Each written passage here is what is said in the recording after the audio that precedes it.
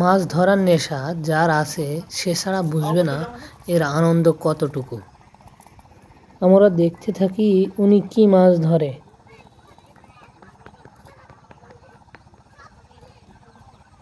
নদীতে জাল ছোড়ার জন্য উনি সম্পূর্ণ প্রস্তুত। এখন আমরা দেখব উনি জাল ছড়বে নদীতে।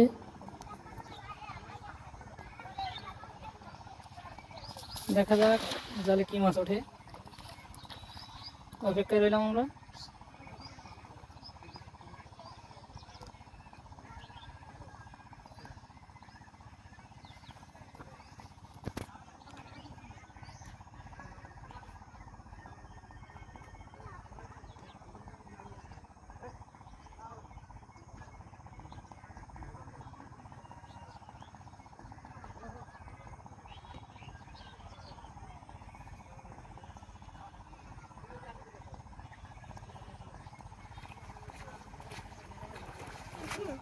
খুব ধৈর্যের ব্যাপার তো মাছ মারা।